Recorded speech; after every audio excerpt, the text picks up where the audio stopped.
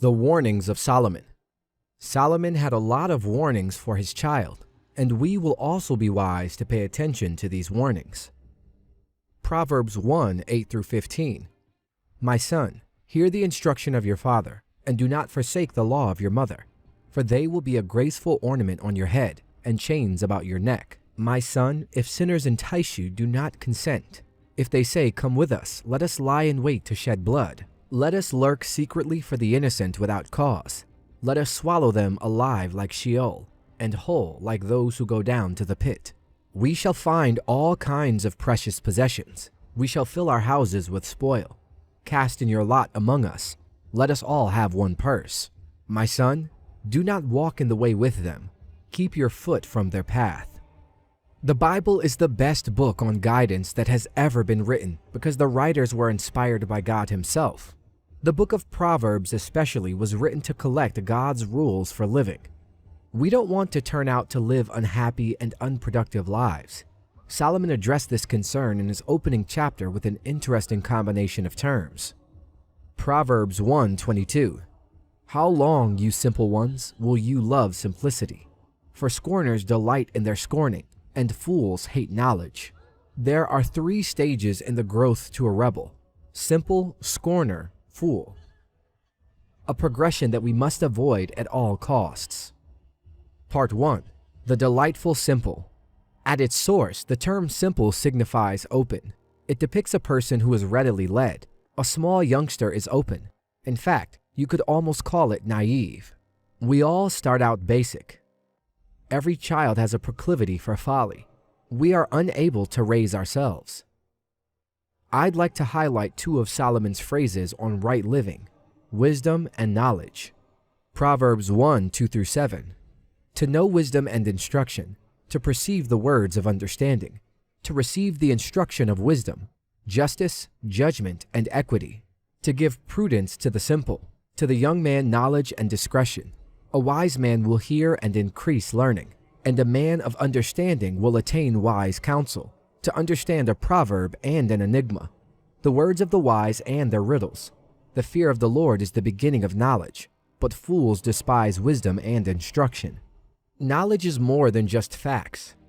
We live in the information age. Every day the amount of knowledge we have grows exponentially, but information and knowledge are not the same thing.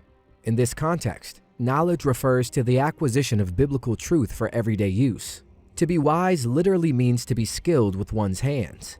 It was applied, as described in Exodus 31, when God bestowed special gifts on the builders of the tabernacle and its furnishings. The acquisition of biblical truth is known as knowledge, while the application of biblical truth is known as wisdom. God never intended for us to be simple. If we don't grow over that phase, we risk never truly engaging with life. If we grow up but remain simple, all we know is the TV schedule, celebrity gossip, the latest technology, the nearest bar, and the next party. We never confront the big, deep-seated problems of human existence and what life is all about. Proverbs 14:15.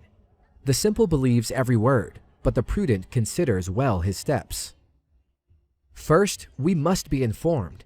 If we do not receive the proper biblical teaching, we are exposed to outside influences such as the internet, television, music, school, and friends. Part 2. The difficult scorner. How long will the scorners take pleasure in their scorn? This is the second stage. If we are not properly educated in God's knowledge and wisdom and are unduly affected by extraneous sources, we will go to the second stage, scorner. The term refers to a mocker or scoffer. You've met a scorner. The person always has a scowl on his or her face. She's the know-it-all on the job.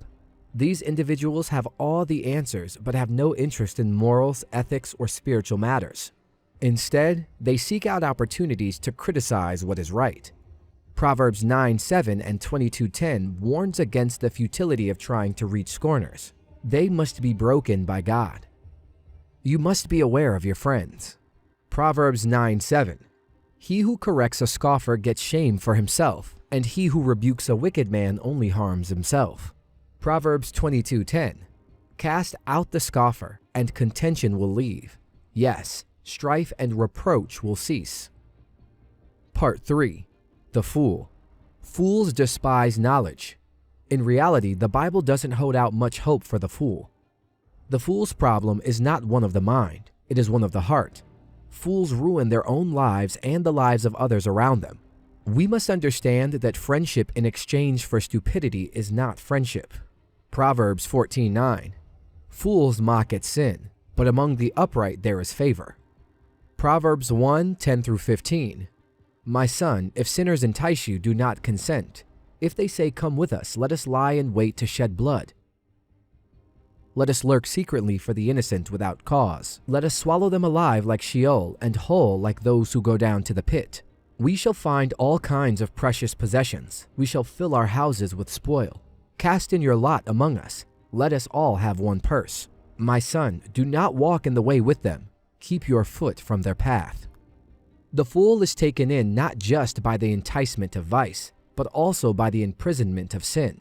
Proverbs 26:11 offers a vivid, nauseating picture of a fool's constant return to his errors. You don't want to raise a fool. But how exactly? Proverbs 26:11. As a dog returns to his own vomit, so a fool repeats his folly. Proverbs 1:7 essentially says, win your children to Jesus. Ecclesiastes 12:1 informs us that the suitable moment to win someone to Christ is when he or she is young. Proverbs 1:7. The fear of the Lord is the beginning of knowledge, but fools despise wisdom and instruction. Ecclesiastes 12:1. Remember now your Creator in the days of your youth, before the difficult days come, and the years draw near when you say, I have no pleasure in them. Solomon had a relationship with the Lord in his early years, but he drifted away from God and began to live from a completely earthly perspective. You who are young, be happy while you are young, and let your heart give you joy in the days of your youth. Follow the ways of your heart, and whatever your eyes see. But know that for all these things, God will bring you into judgment. What an important message for today's youth to hear. Pay close attention to what he says now. Remember God first and foremost, he continues. Keep his name in mind, and he admits that he had forgotten about him. Of course, this is why God isn't mentioned in Song of Songs. He had forgotten about God while young and in love. And all he could think about was this girl. Just remember God while you're young before it's too late, he advises youth. Fear God, he says a second time. You should not only remember him, but also fear him. According to the Bible's wisdom literature, the fear of the Lord is the beginning of wisdom. The Bible will teach you what it means to be wise.